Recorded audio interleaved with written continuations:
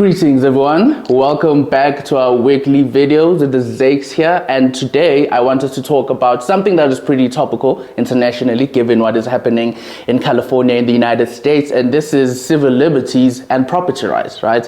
I'm sure you can already tell where I'm going to go with this, but I wanted to actually discuss it. Outside of it having happened in the US, which makes it pretty topical for our video, we in South Africa have also, we tend to usually experience this clash between the civil liberties that people have, like the right to demonstrate, the right to protest, the freedom of speech, and the freedom of assembly, of association, right? These are freedoms that me as a libertarian will forever be in favor for, right? And then we see this conflict between those freedoms and the right of business owners, right, to enjoy protection for their property, the right to property that we as a libertarian also I am quite a proponent of. So I want us to discuss these two things and the conflict that arises out of these rights and whether there should be any conflict to speak of, right? But let us begin. Firstly, what are civil liberties? I'm sure you've already, deduced from my mentioning of the various rights that are considered civil. These are, I like to make the joke that these are the rights that make civic society in any country possible, right? So that makes civic engagement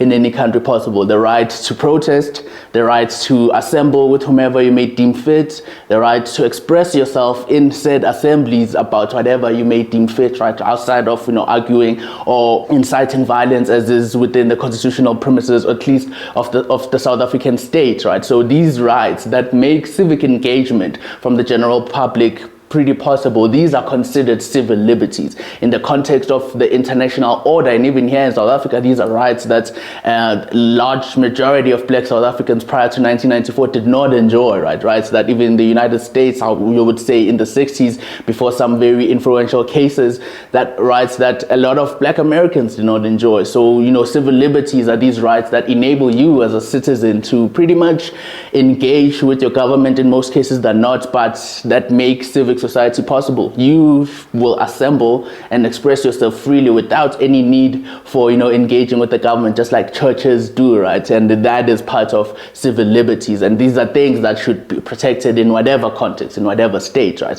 And then property rights, as we all know, these are rights to certain immovable or movable goods over in any jurisdiction. These are the rights that I have to to my clothes, to my car, to my house, to everything really that would be considered a valuable or a good, right? These are rights to exclusively exclude others from exercising anything that you have justly acquired or justly transferred or acquired through transfer, right? So property rights are pretty self-explanatory. The rights I have over the things that are mine, to use a layman's terms. It may sound a bit tautological, but I hope that you are following me here. So in the context of civil liberties, what we usually see, using the California example, right, as we've seen private businesses in the state of California just being damaged by people who claim to be exercising their civil liberties. I'm sure they'll be saying they are exercising their civil liberties. And then the question becomes then what rights prevail when you have civil liberties, the right to assemble and everything like that, and then you have the right to property that a business owner would have, right?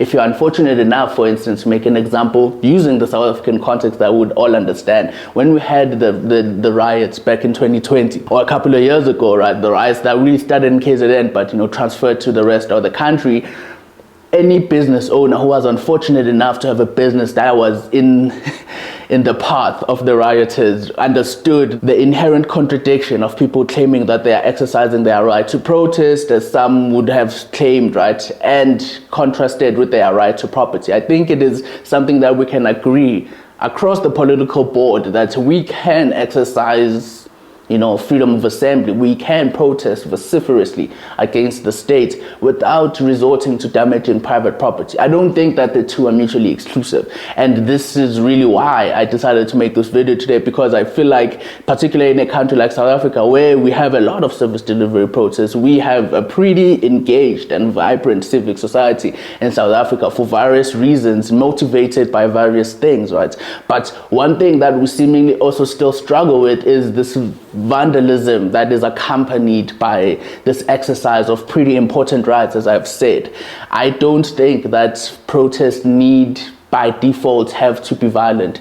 You can protest, you can express yourself you can even express yourself against your state as you should without damaging the property of another citizen like yourself, right? Like the two things can exist simultaneously, and it then becomes a betrayal of those rights, right? It then becomes a question whereby, you know, decision makers or those in power are forced to make a decision between the right to property of, for instance, business owners who in most cases are not pay taxes, pay rates at a higher clip, really, because they are doubly taxed in our current, you know, jurisdiction. So from a self-interest perspective of, like, you know, legislators or decision makers in power, really, you know, protecting businesses is a good thing. Businesses employ people, businesses pay taxes, and businesses really provide the state with the revenue that it needs, right? So it makes sense that the businesses will be protected, but also equally, the protection of business need not be at the sacrificial altar, for lack of a better term, of civil liberties, right? The fact that a business can be protected by and should be protected by the state, because that is one of the primary responsibilities of the state, protecting life, liberty, and property. The state should protect businesses while still also allowing people to protest vociferously, people to, you know, wave whatever flags they want to wave around, for people to carry whatever signs they want to carry around. Of course, this within, for us in South Africa, being within the ambit of, like, our constitution, right? So really, I don't think that the two rights need to conflict, and it is unfortunate that, you know, as we are seeing in California right now, people who have genuine grievances, whether you agree with them or not, but people who have genuine grievances with their state, with their, you know, federal government in the case of the US, or here with our national government in the case of South Africa, usually when these things happen, is that the issues get ignored. The issues become secondary, and now, given the nature of violence against property, right, no one likes that, wherever you may be, right, in the political spectrum, but given the nature of the violence, now the conversation becomes about that violence. Now the conversation becomes about whether these riots are good or not, instead of the actual interrogation of the issues behind said protests or riots, depending on how you want to, you know, label them. And, you know, I think that as libertarians, well, for me as a libertarian, these are two rights that I find important. That's why I wanted to start this video by actually explaining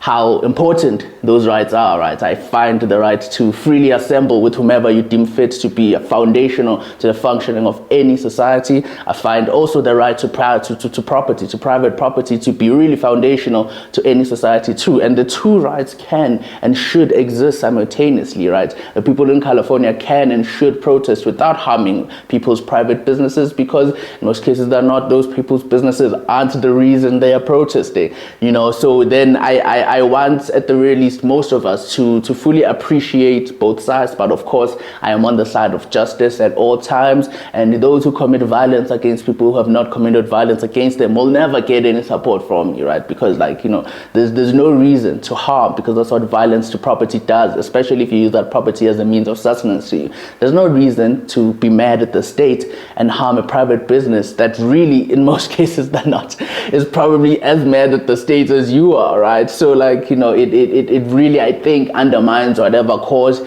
you may be trying to, you know, argue for, because it shifts the conversation from the reasons behind your protest to the actual protest itself, the nature it is taking, how violent it is and not, right? And on the other side too, right, I know a lot of people who are pro-property rights would be like, man, you know, the idea of protest, what's up with all these protests, right? I see this in the South African state, when, you know, in the South African context, when there are protests and people will be like, why aren't these people at work? A valid question to ask, of course, but, you know, given that if you've watched any of our unemployment videos, you would know why South Africans aren't at work, right?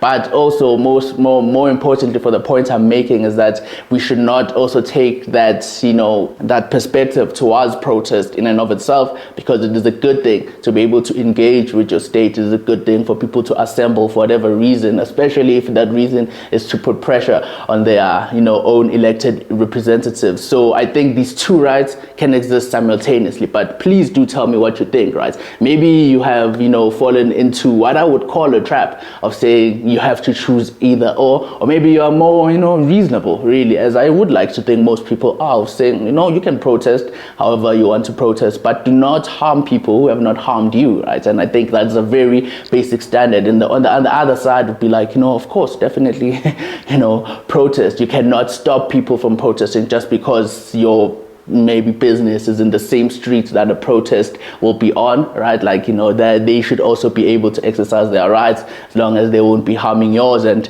vice versa. But that is what I think. You know, that is my view. I want to know your views, so please tell me your views down below the comment. It really helps when you engage. Please give the video a like, please share it, subscribe if you're unsubscribed, and as always, remember, stay free.